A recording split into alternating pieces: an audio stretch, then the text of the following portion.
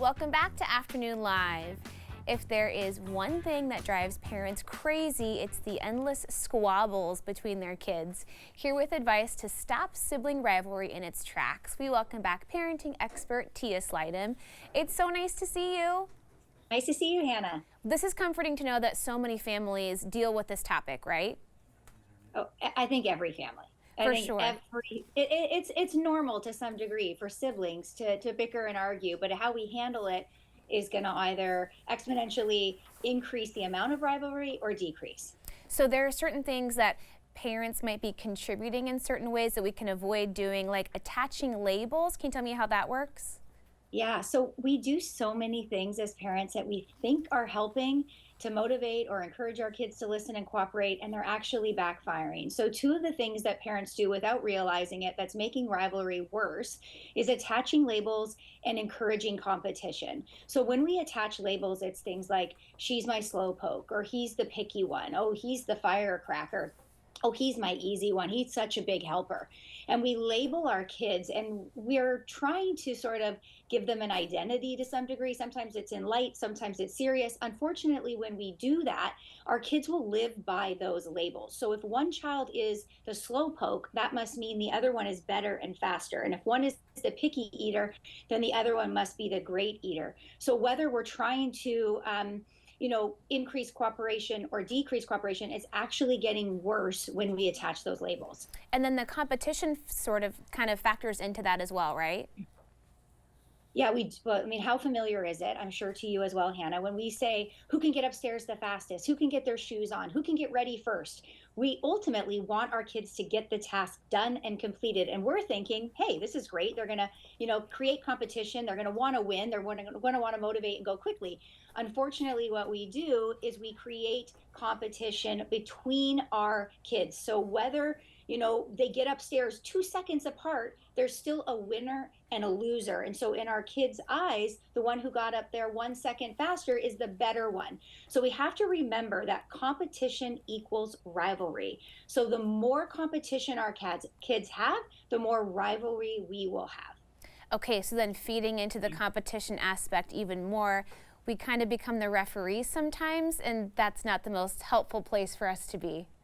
I know. I feel like parents just need a whistle around their necks, because we're always playing that referee. We're trying to stop that bickering and that arguing. We hear these phrases a lot from parents. Knock it off. If you don't stop, I'm going to pull the car over. If you do that one more time. And we use these band-aid tactics. We come in as the ref. We just want the noise to stop, the fighting to stop. We just want our kids to get along. But we use these band-aid tactics of yelling and timeouts, reminders, taking things away, and really getting ourselves involved in their problems. We really want to get to a place where we're teaching our kids how to solve the problems on their own. But as we play referee, we're stopping it in the moment, but we're not giving them those skills to learn how to solve their issues and really manage it in an effective way when it comes up again. Yeah, we're trying to raise successful adults eventually, and sometimes that can get lost in the mess when things feel really chaotic. So what might it look like, kind of being that facilitator versus the judge and helping kids successfully navigate a disagreement?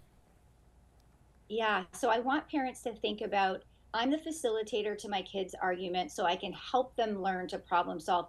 I'm not the referee or the judge. And so if we think about it, oftentimes our kids will come in, somebody with a red face, you can clearly see somebody hurt somebody and they're crying and they're saying, he hit me or she hit me. And we can see that clearly happened. And what we do is we get triggered and we jump in as the judge to say, hey, you did that, you hit your brother or sister, go to your room.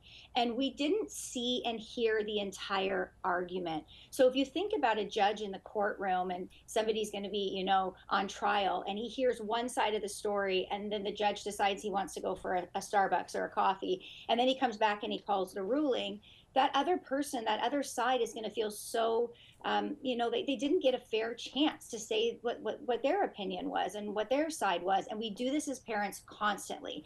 We either expect more from our older kids or we jump in and we play that judge in an unfair way, which creates more competition and more rivalry. So I want you to think about leaving the judge and the referee behind and saying, how can I help my kids learn to problem solve on their own? And so what you want to do is sit down with them. Somebody comes to tattle, instead of engaging, instead of listening to the tattling, pause them, Use a simple phrase such as, I can see you're upset. Let's go talk to your brother or sister and let's come up with a solution that you both feel good about. That's ultimately what our goal is as parents. So then when you facilitate, I often say use a pen or a talking stick or a wand and give each person the chance to share their side of the story without interruption. So everybody's seen and heard and understood.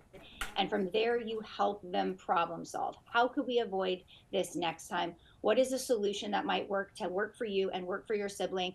And now, next time, they don't need to fight about that because they have a solution that they feel was giving resolution versus just knock it off, go to your room, which isn't actually helping them do better next time. That makes a lot of sense. And what about certain things that you just know the kids are going to immediately have conflict over, like the age-old battle over the TV remote? Are there strategies that you can start even before the conflict occurs?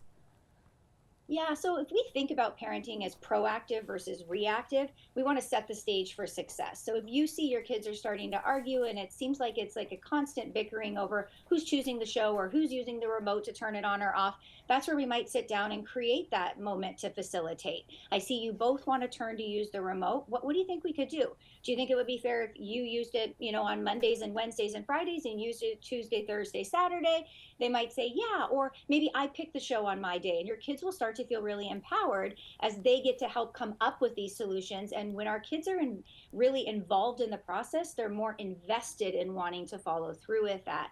And so you might create a chart and a schedule where they cross their names off on when it's their day for the remote. And now you get to step away and they get to be more independent and responsible with their own challenges and their own issues. Yeah, great ideas. We can tackle this sibling rivalry once and for all. Hey, thank you so much, Tia. It was great to see you.